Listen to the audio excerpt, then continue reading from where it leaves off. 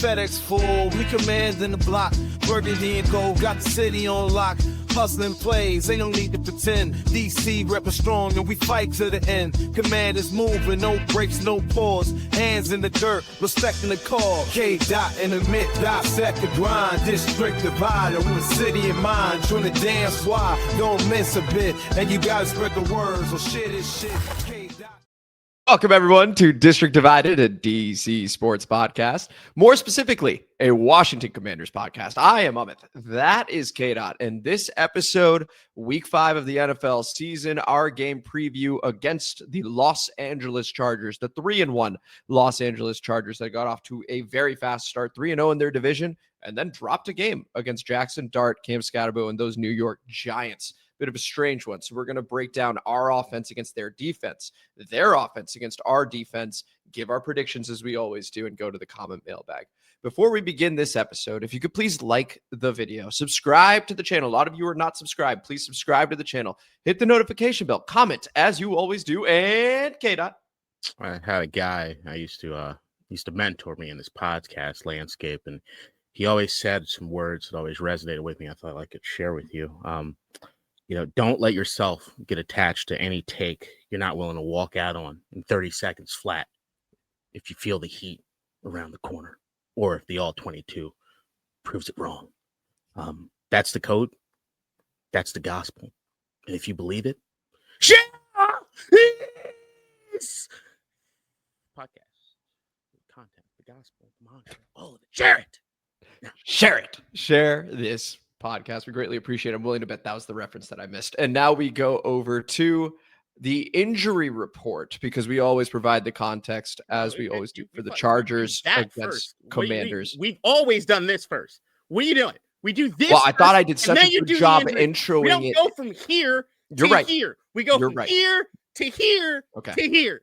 This is why people mess me up, man. You're right. Hand up. And hey, five's back.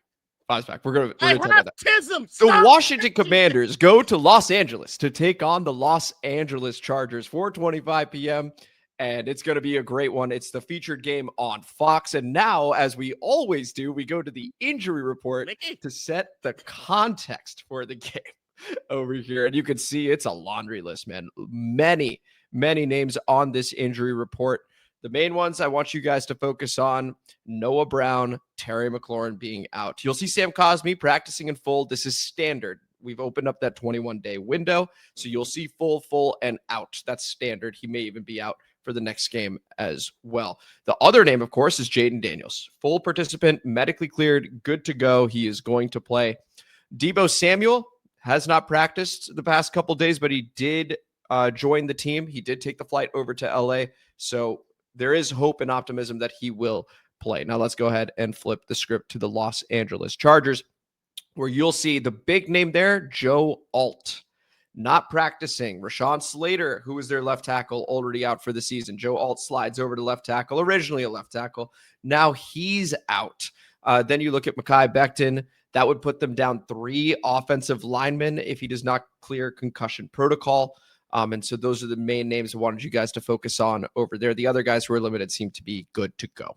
And so with that, let's go ahead and go to our offense featuring number 5, Jayden Daniels, once again against Derwin James and this Chargers defense, who are also going to be missing Khalil Mack. So that also needs to be said. K-Dot, on this side of the ball, what are you hoping to see? What are you worried about? The floor is yours. I'm hoping to see absolute domination of Jayden Daniels. Looks like Jayden Daniels in like the Detroit Lions NFC playoff game. Like that's what I want to see, right? I want to see our guys out there flying and everything. I want to see us run the football right down LA's throat. I want to see Jayden Daniels just on target, on point with everybody as they play that zone defense, just curving it up, just curving left and right.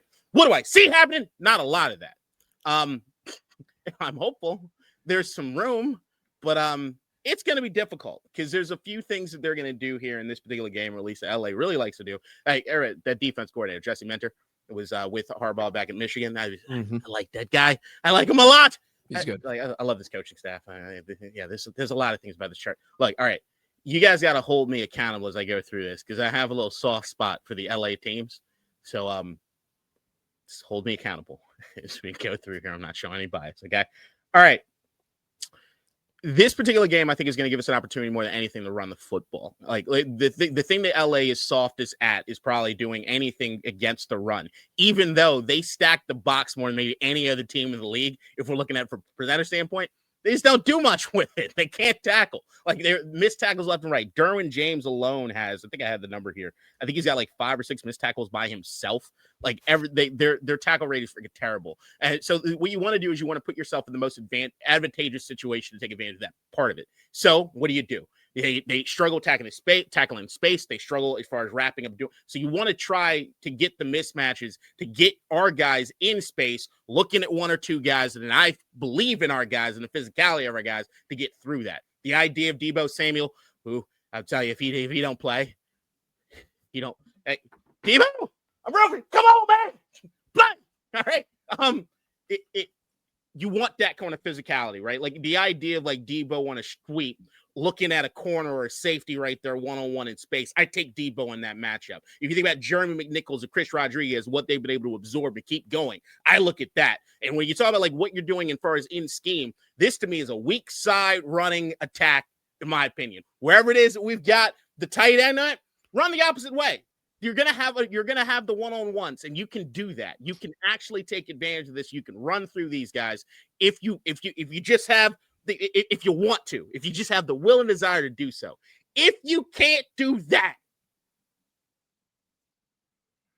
it's gonna get tough. I mean, we know the wide receiver situation we have here in Washington is not the greatest. We also know that right now Jayden Daniels has been kind of holding on the football a little too long, and the last couple games that he's played, we've seen Mariota in the last couple games, and it's looked a lot better because of how quickly Mariota is getting rid of the football, the boom bap stuff, right?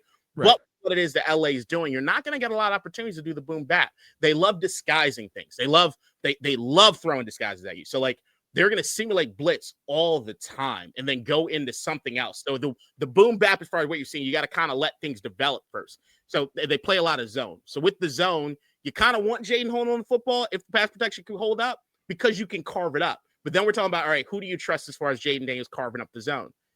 Deebo ends up being the main guy. You think about Luke McCaffrey. We have not seen Jayden have that kind of connection with Luke McCaffrey just yet. The guy that we know Jayden trusts the most in any of these situations is Terry McLaurin, and he's not playing. So, like, what does that look like? Is that a lot more than that Zach Ertz sort of thing? Right.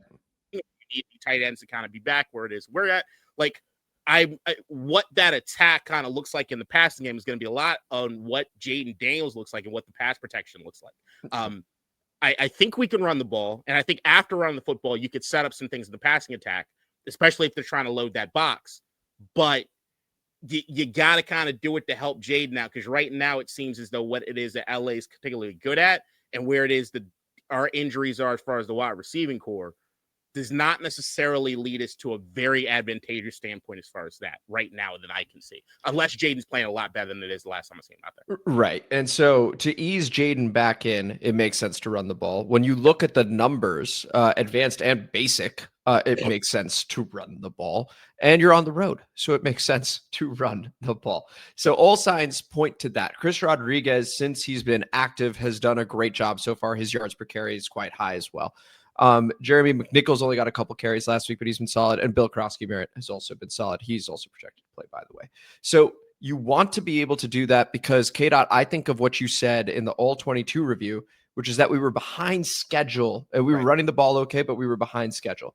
Want us to be on time so that we have flexibility to do what we need to do, right?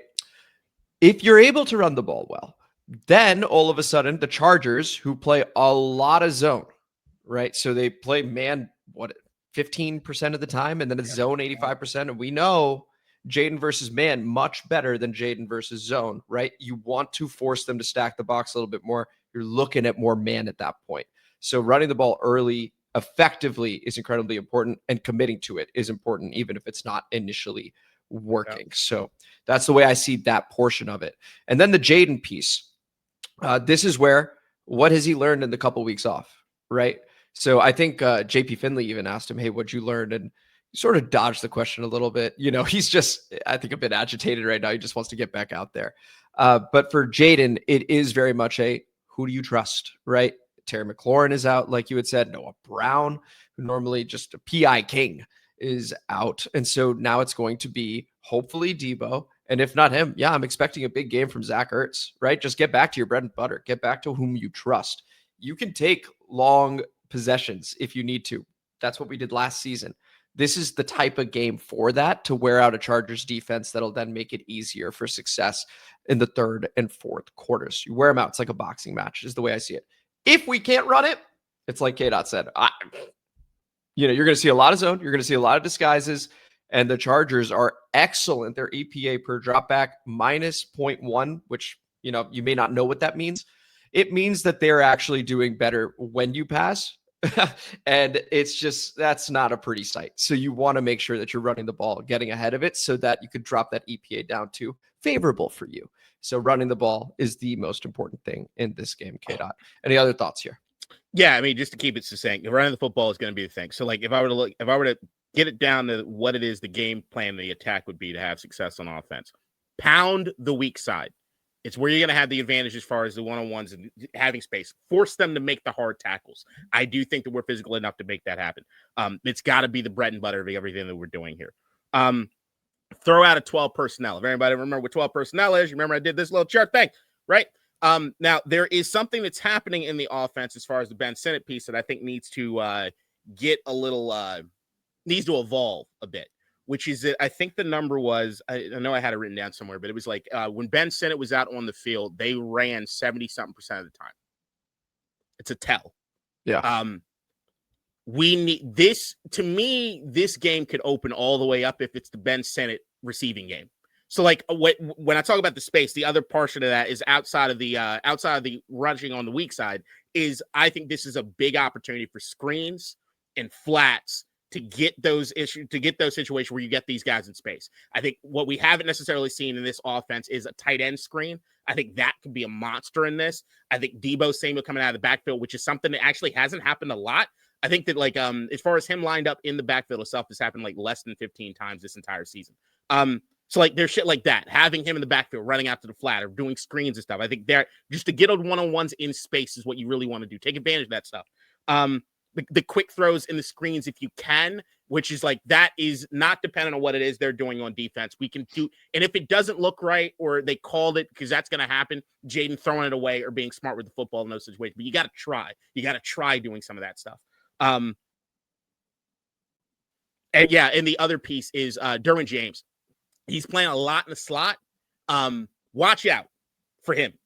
Just watch out for him. Be mindful of where he is on the field because he's a game wrecker. And like, if you give him enough opportunities, if you give him enough opportunities, he's gonna carve you up. And I think a lot of what it is that we're looking at with the disguises and where their best players line up as far as in the slot and what it is I think the safety valve is going to be for Jayden.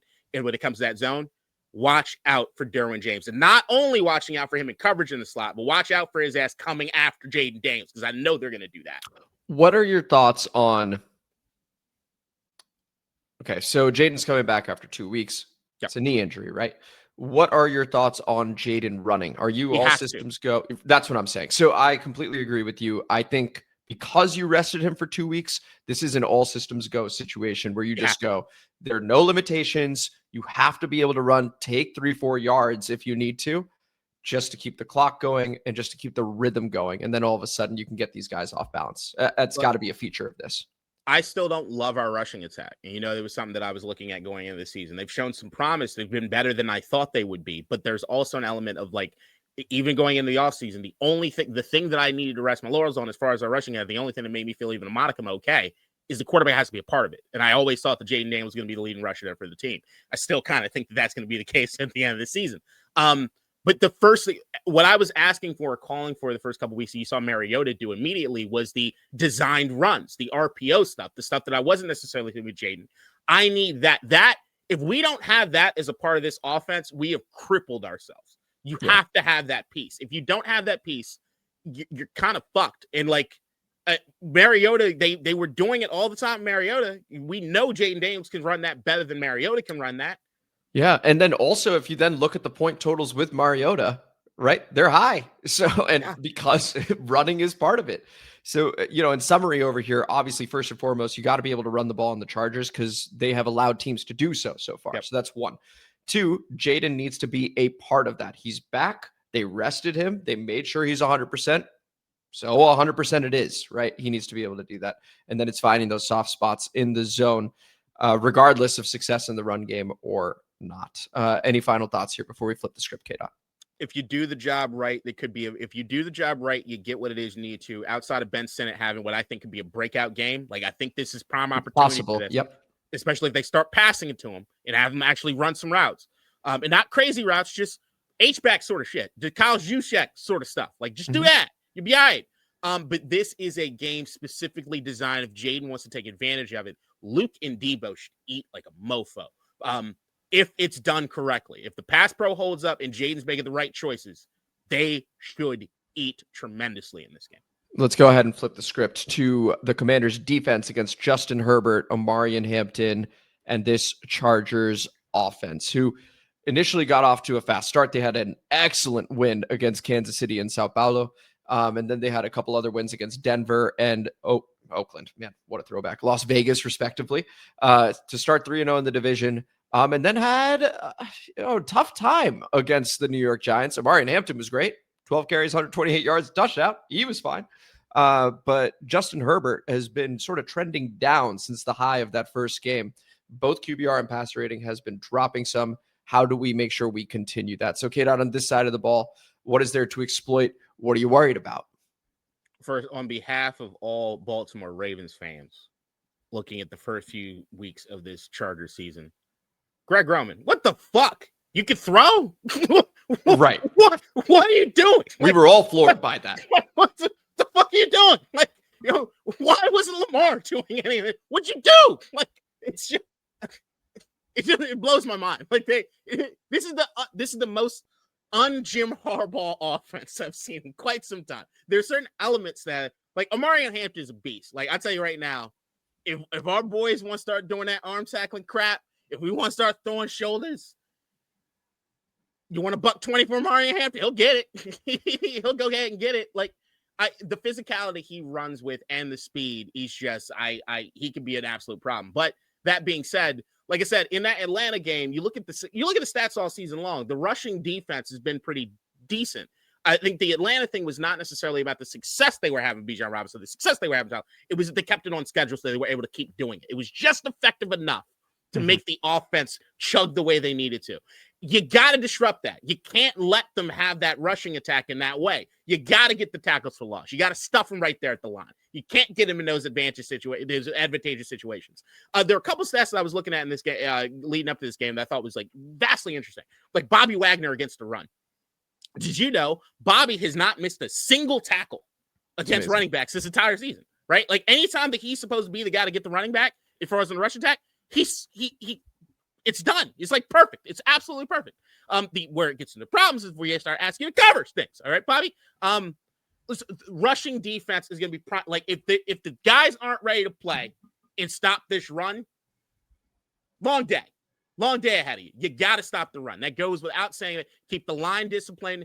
The front four stay stout. Allow your linebackers to go eat. You cannot let Omarion Hampton, that LA Chargers offense, get to run the football down your throat. If that happens, it's about to be a long ass Sunday afternoon for us. Okay. Yeah. Go ahead. Beyond that, oh shit, where am I at? Okay.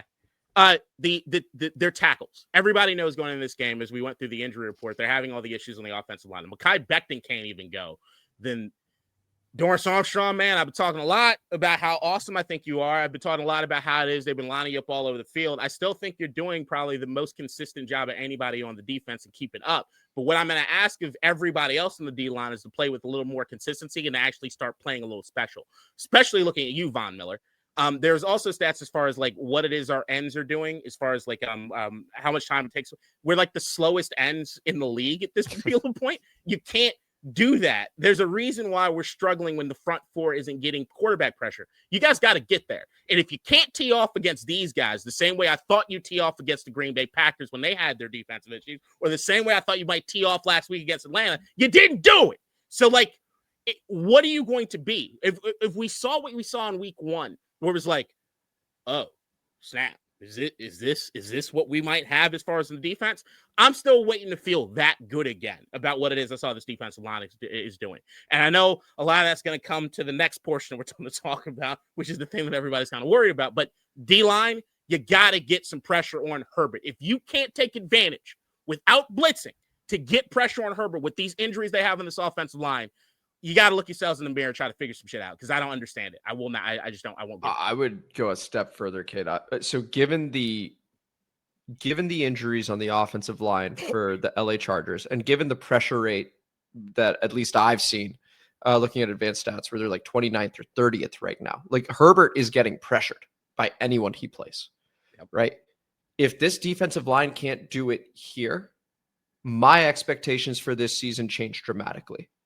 Right, because this is the type of matchup you lick chops for, right? Like, you were just like, this is where we make our money. This is where, once it's contract extension time, I point to this game and go, I dominated, right? If I'm the defensive line.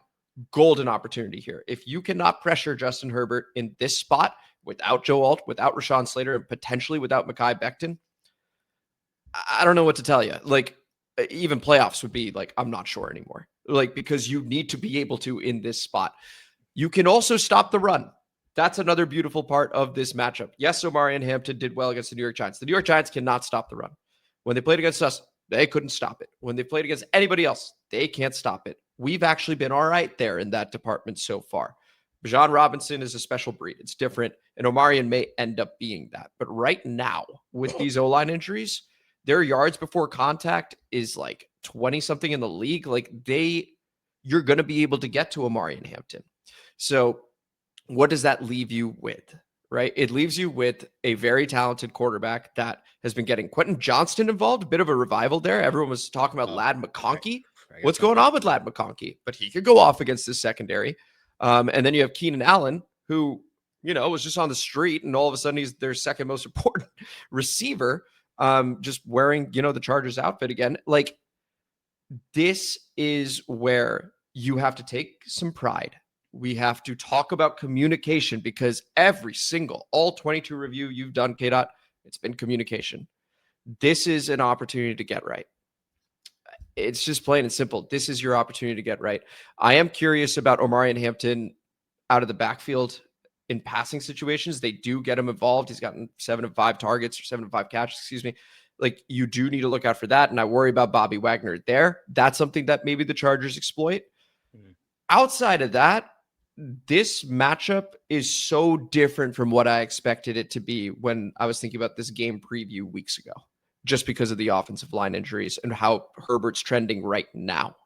I don't know. I see opportunity here, K-Dot. I think so too. I think I'd feel a lot better about the opportunity if I saw them play better football the last couple of weeks. So like like that to me is where I'm like, all right, you got opportunities, but I'm looking at this a lot more along the lines of this is a get right game for LA than it is that I see that the Commanders are going to, because what was that Atlanta stuff? Look, what was Penix looking like going into that game? True. And now he's godlike, right? Bijan, like what did he like? It's Kyle Pitts. My fantasy team loved him last week. Like there are some. Yeah, I know you love it.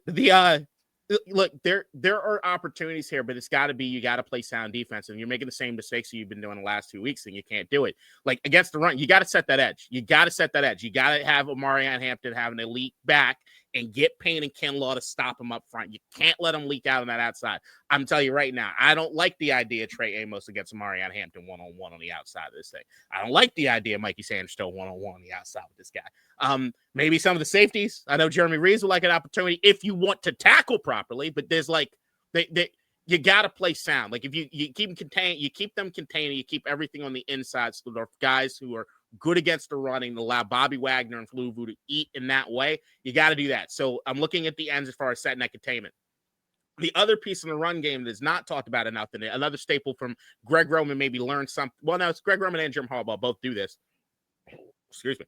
Herbert is running a lot more than he usually runs, and he can move when you give him the space to do so. Do not, defense. Do not. I can see it right now. All right, Omarion Hampton up the gut, 2-yard loss. Feeling real good about that, all right? Justin Herbert backs up. There's pressure. Incomplete pass. Okay, great. 3rd down. got it. Oh, shit. He just ran for 13 yards. God damn. I can absolutely see that. Is the stuff that'll murder this team. And we've seen it happen all the time, right? You don't play sound. You let that happen on third down. You turn.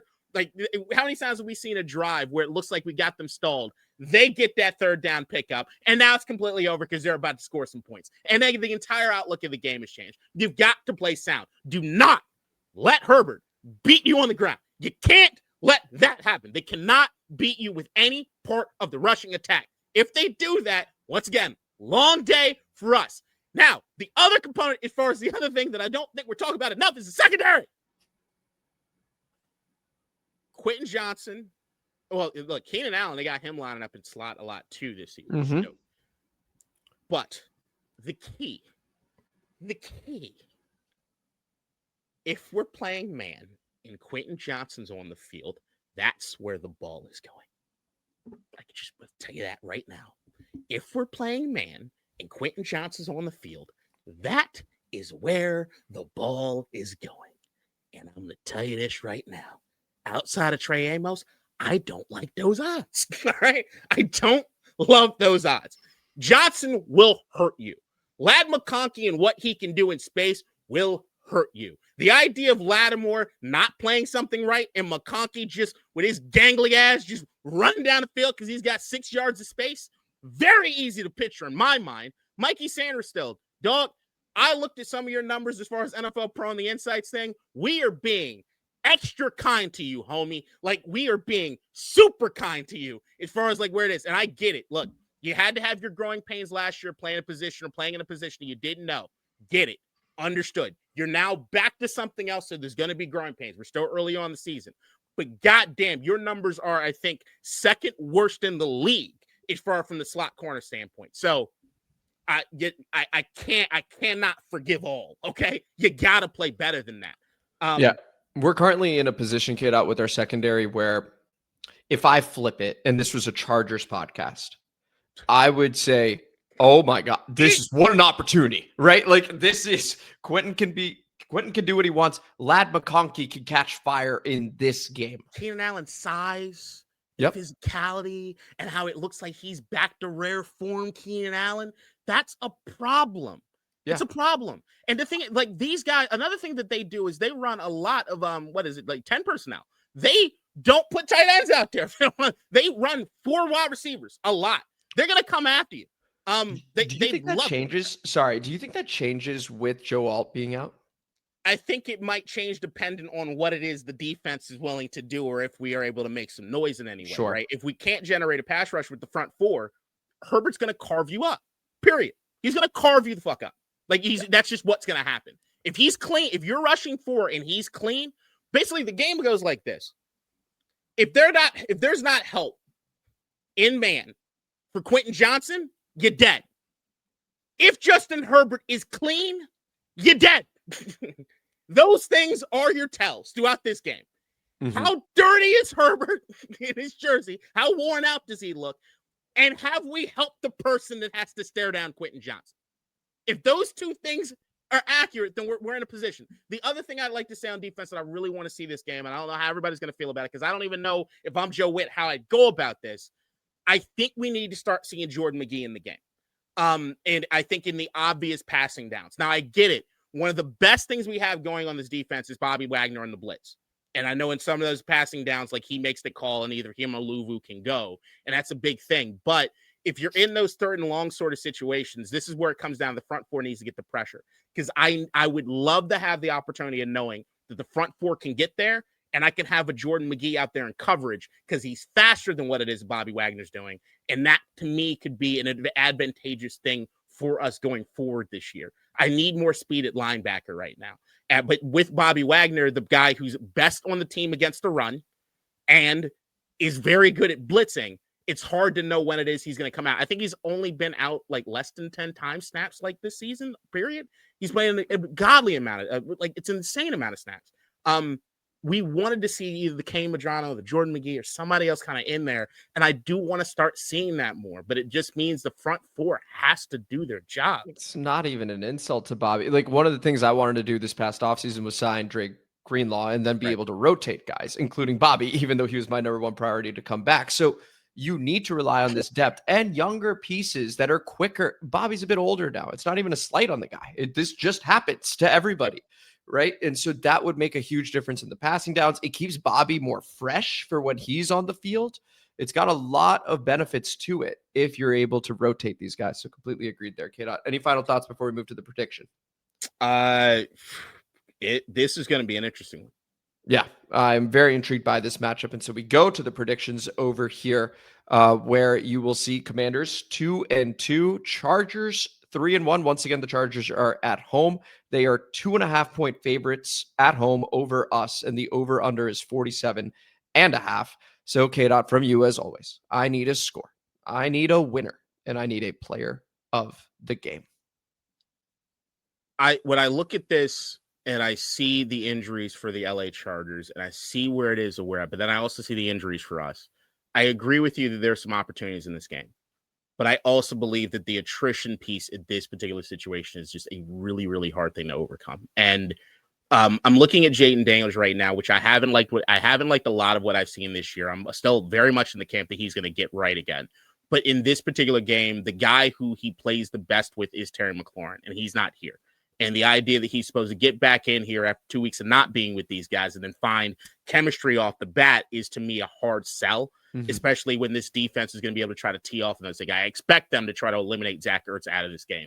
I expect them to try to make sure that they're focusing on Deebo Samuel. So now I'm looking at, okay, Luke McCaffrey, I like him. I don't know if Jayden likes him as far as on the football zone just now. And Ben Sinnott, I'm still in that category for both of these guys. As much as I like Luke McCaffrey, you still got to prove it to me. And until you prove it to me throughout that you're game records or your playmakers, it's hard for me to look at that. And if I'm looking on defense, the front four, you got to prove it to me as far from the consistency standpoint. And the idea that what it is I can picture with Justin Herbert leaking out and allowing some of these conversions to go through, I think one or two of those is the difference in this game. 23-20 Chargers. As a player of the game, I'm going to go Quentin Johnston. I do think that he ends up eating as far as some of these big plays out of slot. Okay. So 23-20 Chargers, Quentin Johnston, your player of the game.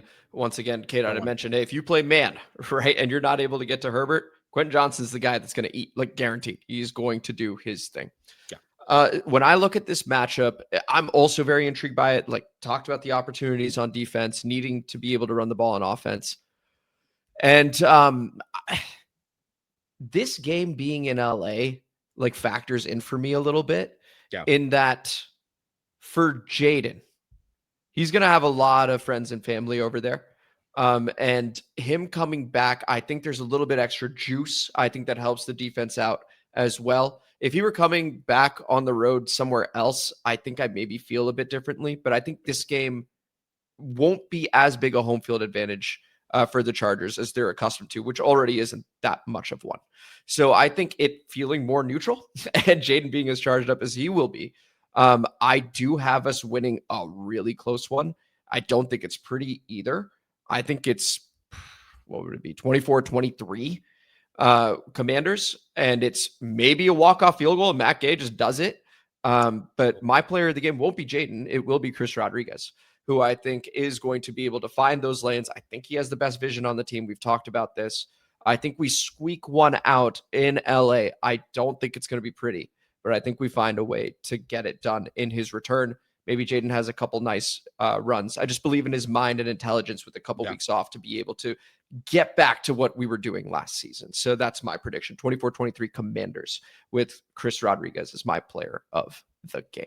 I'd love to see it. And I do think that, like, this to me, the Jayden Daniels we saw last year, the guy who, like, does the impossible, the dude that's our savior. This lines up that if this ends up being the game, it feeds right into that narrative, because this is hard. Like, I'm not saying anything about necessarily Chargers defense, which at times this season has looked lights out, and I really like what Jesse Minter's doing. No Terry. We saw what the offensive line has done. We've seen what Jayden has done earlier this season. Like, I just think it's a tough road. And like I said, do I believe that Jayden can do it? Yeah. And I've been one here looking to see if Jayden Daniels is human. This year, I've seen the human. Okay. I'm waiting for the God figure to come back. And maybe this is the game that happens in front of that hometown.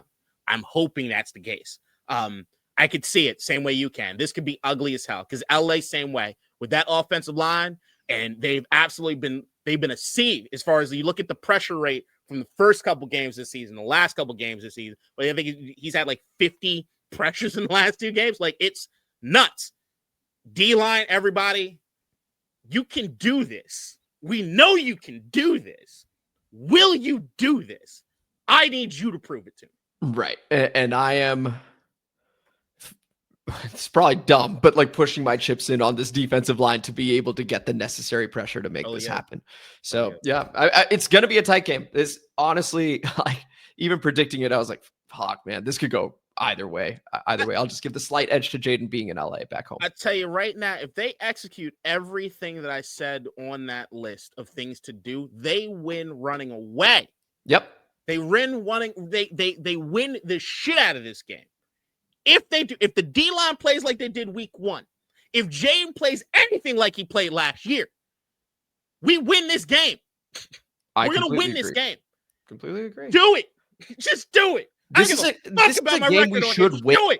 This is a game we should win with all the injuries, even our own, right? Just based on who we want to be, who we were last season.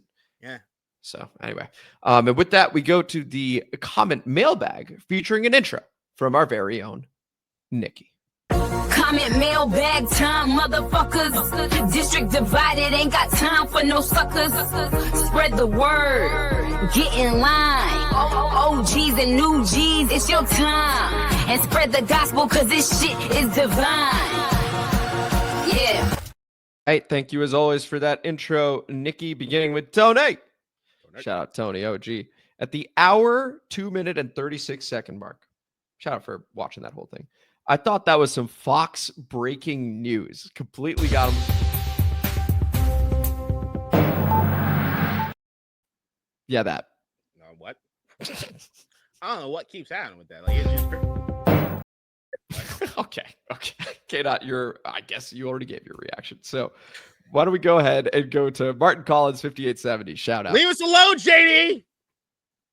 Speaking of JD, though, we are fixable. JD 5 coming back.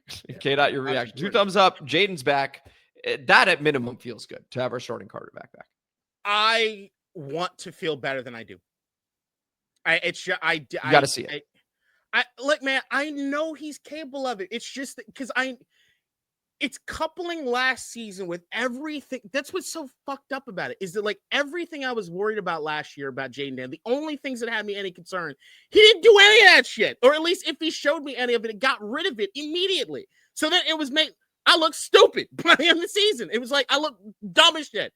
Then this season starts off and I don't see Jayden from last year. I see all the Jayden that I was worried about. And I'm like, I know I was wrong. Like, let me be wrong, Jayden. Like, leave me in peace in being wrong. I don't want you to prove me right about what it is I was looking at after the draft. I don't want that at all. I know what you're capable of doing. Do it, because I really do think it's there for you. I'd also say, Cliff, get more in the bag of what you did with Mariota than what you did with Jayden, man. Like, it was a better script. It was a better game plan. You were calling runs better. You got to do that. And I even give Cliff credit for last week. I just think that we kept getting behind the sticks. You guys are going to shoot yourselves in the foot if you lose this game. That's what it's going to boil down to. Agreed. Martin Collins goes, and this will echo his prior comments, so then we'll move on past that. No time to panic. We're still a work in progress. Lots of time to get it right. It is week 5 of the NFL season. We are 2-2. NFL is a weird, it's a weird game. Like, just last night, all the Niners are out, basically. They go to LA and win. Right? K-Dot, your reaction to that? I put 10 units The Rams on under 45 points. Oh. Do you understand what that fourth quarter was like for me? Do you understand what that game last night was for me? Not happy about it. Just not happy about it. I would just say this is not panic central, and especially not panic if you look at what it is I thought our record would be at the end of the season. Kind of right on pace. It don't get easier. And if the Giants keep doing what they're doing, and so you need to win. You need to win these games. So like This is a good opportunity to like below 500 feels a lot. 3-2 feels a lot different than 2-3. I'll tell you that. Yeah, absolutely. We go to Devalia Jones. Shout out. The late George Allen would be proud with a couple fist emojis, clap emojis, some more emojis, a cowboy emoji at one point. K-Dot, your reaction. I love George Allen. I wish he had more success. Okay, that's kind of what it boils down to. I'm good with having the old guys and all the guys that win. We go to Vindo. Shout out Vindo. Oh, gee. Backup QBs don't win you multiple games. We got lucky to be 500 in September. It's a week-to-week game, and now JD5 is back. October is a tough schedule, but if he can play and we run the ball, more good things will happen. Basically echoing the sentiment of this episode and the analysis of this episode, which is like, hey, if you do run the ball, it makes Jayden's life easier, etc. Nothing, not rocket science over here. But it would be nice to getting back to what we do. K-Dot, your reaction. I think with the backup quarterback, it's more along the lines of, did they lose the game for you? And I think with Mariota, for me, has been like the perfect, I'm going to be efficient. I'm going to try to get the ball out. I'm not going to take it to do anything stupid. As of right now, there is one completely stupid throw that he made that I remember of the last two games. And that's the interception in the end zone. Beyond that, the only other thing I have criticism for is the intentional grounding, but yet I'd have that exact same criticism for Jayden. I don't know what the hell they're doing with that. Mm-hmm. So like, I get that.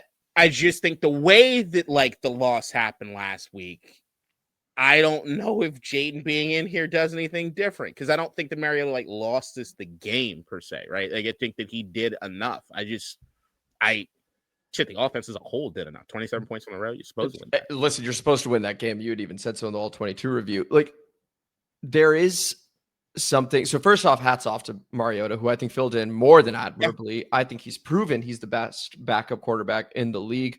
Like, we were able to put up the point totals that we were in large part thanks to him. Yeah. I do think that having your starter, and specifically like a high tier starter on the other side of that ball, so like when you have yours, I think it just affects the flow of the game.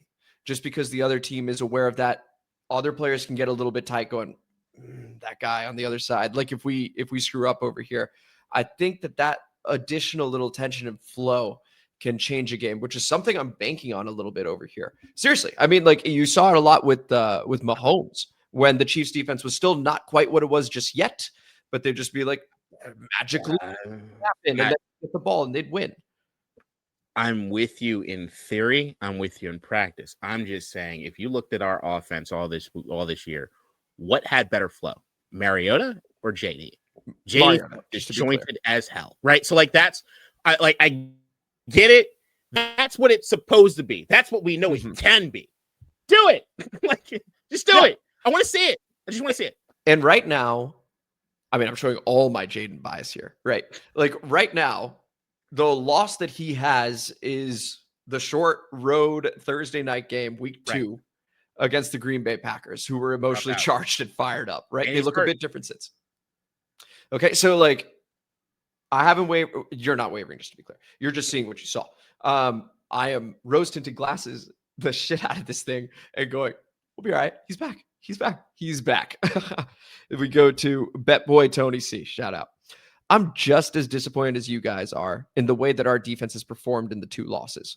When your franchise quarterback has to miss time, it's on the defense to step up and hold shit down while he's gone. That has not happened. It's worrisome, but I still believe in this group of guys to get it together. Being the only fan that I know that has continued to stick up for Marshawn, I'm completely over him making me look like a dumbass. Get it together, dude. Oh, yeah. You've got to stop trying to censor our guy. Free K-Dot. Share this shit. K-Dot, your reaction. I appreciate it. You know, I'm all about the First Amendment here. That's why I was invited to perform in Riyadh with the Saudi Arabian Comedy Festival. I decided I was going to pass. I have principles.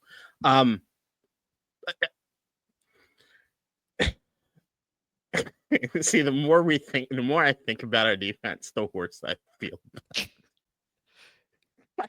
I'm so disappointed. I mean, we were talking about how like exciting the secondary could be. We're going to the Super Bowl. After the first week, it was like, nah, dog. Like, what is happening? Look, man, the capable of doing it is just not doing it. And like I made that promise last year that I was gonna stop making predictions based on hope. I gotta make predictions on what it is they show me. And if they got like if they show me something, then I'm like, all right, cool. It's been 3 weeks since you showed me something. You got to show it to me again before I pick you again. So like that's where we're at. This is perfect. This O-line is decimated. The conditions could not go do. Why can't you do this? Go do it. I got this team winning the Super Bowl. I had to pick the Commanders in this spot. We go to Coach Lombard. Shout out. Thanks for the support. I'm moving into a new place and just bought a new computer. I might do an NFC East pod in mid-October, and we'll almost definitely do it next season. I'm looking for a co-host. Let me know if you're interested. K-Dot, your reaction. Who? Like, so I'm guessing who asked him about that? Tony asked last episode, hey, are you going to have a podcast? We'd love to support it. No, that'd be dope. Like if we got some of our the Dish Divided family put together a little podcast. Plus Tony, you gotta keep coaching line. Like you can't just let that Eagles fan. Great podcast. Could you imagine if we helped birth the podcast? Right? Like our fans made one. They have better numbers than we do. And then we got to ask them how they do it. Yeah. We end up guest on their show to help us to try and get the numbers. Do solid. Like we need y'all to shout us out. Like where'd y'all meet? Just talk about that. Yeah, a little too good parenting. They exceeded us very, very quickly. We go to Coach one more time. K-Dot said Witt should focus on doing just one thing. I agree. Washington's defense is not athletic enough to play man, and Washington's miscues make match coverage problematic. What about Witt running a pure country cover 3? Offenses will be more consistent and efficient, but that country cover 3 might better prevent all the big plays. Get out your reaction to that. More country cover 3. That's I understand the thought process, and I understand trying to save these guys from themselves at times, but I don't know, man. I'm in a sink or swim thing. I'm pissed off at the defense, and I'm not pissed off at Witt like people are. I'm pissed off at the players. Like, honestly, like that's where I'm at. Like, I'm just seeing stupid shit. And like, I can't get over that part of it. So like the mistakes, the lack of form in certain things, just the messiness, the sloppiness of it. I see Bobby out there trying to call stuff out. I do see that, but I don't see anybody else like giving the switch offs the way they need to, or playing the right technique, or not having their eyes in the backfield the entire time. It does make like that. The only thing that's creeping in as far as that is I'm wondering, like, Joe Witt seems to me be about a person about accountability, and like, what are those meetings looking like? Like, how are these guys not? I can't imagine a Bobby Wagner's not going off on these guys. Like, I don't understand what it is you need to do to get in it, but I get it. If you play zone, it's going to help them the most part. The same thing we saw last year, right? Dan Quinn will start with the zone and try to get what he can later on. But we're in the second year of this install. You got Mikey Sanders still that's been here. No Ignagani's, but like, you're supposed to step up. So like part of me is like, nah, dog, play better. No, play better. Absolutely. So that's where I'm at. I see Joe Witt giving you guys every opportunity to try to switch it up. I get some of the criticisms as far as Joe Witt. I just don't. When I'm looking at the tape, I don't see it. I get that we're probably not talented enough for man. Trust me, Quentin Johnston, Keenan Allen, and Ladd McConkey all scare me with a one-on-one situation. To be completely honest with this defense. So they just got to play better, dog. Got to play better, and we will find out Sunday, and we will be with you guys live for the post-game reaction after that. This was the show. This was District Divided, a DC sports podcast, more specifically, a Washington Commanders podcast. Thank you guys so much for listening, and if you enjoyed today's episode, please like the video, subscribe to the channel, hit the notification bell, comment, as you always do, and K-Dot. Last Sunday, I ate a large cheesesteak with the hot pepper cherry relish, and we lost that game. I'm not eating one this week, okay? Leave me alone. This defense better play up, because I am not spending the rest of my goddamn Monday in a bathroom on account of the shit that I'm seeing. Yes, I'm cursing now because I ain't doing that shit. So, yeah, share this shit. You already did it. Yeah. Play better. Share this shit. Play better, Commanders. We need this win. We need this win badly. So we will see you guys live, post-game reaction after, and until then, take it easy, everybody. Enjoy. In DC, we're just hoping that you listen.